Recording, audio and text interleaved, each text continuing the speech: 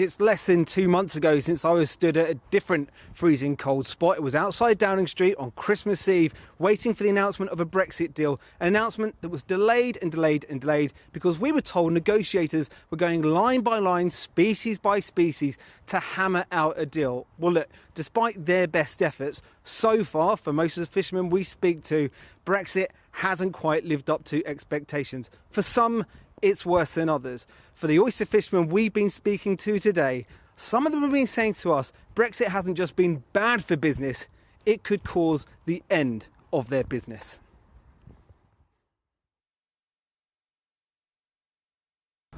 It's a process that's hardly changed in centuries. Oyster farming in Falmouth is a legacy livelihood. It goes back a long way, you know, a long, long way. I mean, my great-grandfather was selling to the same people I sell to. Go on then, who's this? This is Jonathan Bailey. He's a local oysterman. And yeah, we've been buying Jonathan's oysters now for, I don't know, 15, 20 years, something like that, you know. Jonathan is one of the few oyster fishermen on the Fal, but only for the domestic market, because the EU don't think the crystal clear waters of the Fal are quite crystal clear enough. So as a non-member nation, these oysters, mussels, clams, cockles and scallops fished here are now not allowed into the EU unless they have already been treated in purification plants. It is causing unimaginable damage to this almost £400 million a year industry. Yeah, it's bad. I mean, we've got 52 men and women out of work since the 4th of January. Not working at all? Not working at all, no, none of them. One boat was collecting a few oysters for us. One boat goes out for Queens for our local market. 40 minutes they've caught what we need for that week. So yeah, that's it really. The Brexit agreement does mean that in the future the UK will gain quota and will regain the ability to negotiate catches with the EU.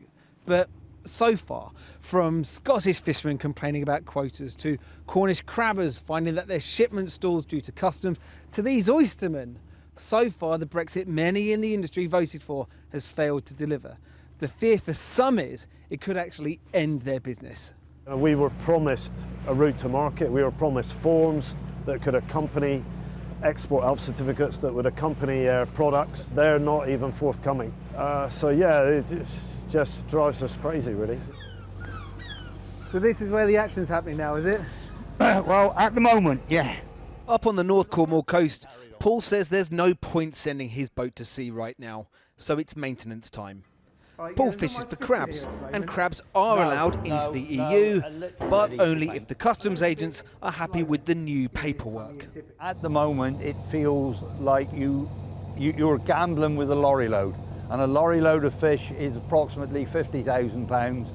We don't know if we're going to get it to our customer. We don't know when we're going to get it to our customer. Time scale means everything to shellfish, so I might as well go to the casino, put 50,000 on black and red, and either win or lose, because that's what it feels like I'm doing at the moment. The lottery, Paul says, will probably sort itself out at some point. What won't, he says, is the delivery time to France now because of export paperwork. With a fair wind, it used to take 16 hours. With a fair wind now We're 2 to 3 days. 2 to 3 days? At the moment. So far, the fishing business has been battered by Brexit here. For some that bought into pre-deal promises, this isn't the honeymoon they were hoping for. Well, when it all started, we had flags flying on the boats. Oh, Brexit, we're going to be free, get our own waters back. Did you have one of the flags? Yeah, we had a flag. We got a brand new flag, put it up. I wouldn't even put it up now. I wouldn't even use it for a rag, what's happened to us. It was originally thought the ban on oysters and mussels was a temporary one. It's now indefinite. The government say an urgent change of position is needed from the EU, blaming them of not acting legally. A technical dossier is being worked on. But while dossiers are worked on, fish are going uncaught, bills and wages are going unpaid. Fishing was one of the hardest and fiercest fought battles of Brexit. Post-deal, the only thing calm here now, the waters themselves. Well, of course, fishermen across the UK are facing the same problems as those we've just been hearing from in Cornwall. Earlier, I spoke to Alistair Sinclair, who's the national coordinator of the Scottish Creel Fishermen's Association, about how Brexit is affecting the fishing industry in Scotland. And I started by asking him which was a bigger problem, Brexit or COVID? I wouldn't say either of them is better than the other, because the COVID is a situation not of our doing. Brexit is a situation not of our doing either. But the impact of both together has been tremendous on the inshore fleet. Right, but a lot of fishermen voted for Brexit. Well, that's a travesty of it all. If you can recall, Scotland returned a 62% remain. And many of the creel fishermen who were warned about the pending difficulties or the difficulties that we're now going through did not vote to leave Europe, because we understood what Europe meant for the low-impact, high-value fishermen that rely on being able to send their product to Europe. And so do you think English fishermen took a different view to Scottish fishermen? Well, the shellfish fishermen, I would say, took a different view from those that saw the seas of opportunity. And whilst they were wringing their hands, we were alerted to the fact that should there be more tariffs created with trying to gain entry to Europe and more documentation, as has proved the case, we could be in big trouble. And so what is the prospect for your industry? At the present, it's pretty bleak. Unless Boris can do something, maybe he can wave a magic wand. I'm not quite sure on that one. He did promise us that he had an oven-ready deal. But it strikes me that he doesn't even have the oven-ready deal out of the freezer yet. But what could he do that would solve the problem? What do you want him to do? Well, he's got to sort this transition down at the borders. You know, our documentation requirements prior to Brexit was one document actually carried for a whole truck load of goods.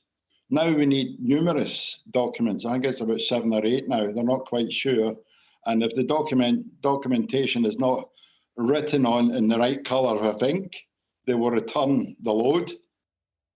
You know, and all these things have just came to bear since the 1st of January. I mean, there's nothing you're saying that sounds hopeful. Well, you've got to look to government to give you that hope. You know, we keep our head down generally and try not to get involved in the politics of the matter. But since the days of Ted Heath and Margaret Thatcher, it's been a downward spiral as far as the inshore fishery is concerned. And so what do you think that means for you personally? Do you think you'll be back on your boat at all? We all live in hope. We all live in hope that there will be a remedy to all of this, but we're in fits of despair this now. I've been speaking to men for days now who really are wondering whether there's any future for them and their families and the coastal communities from where they come.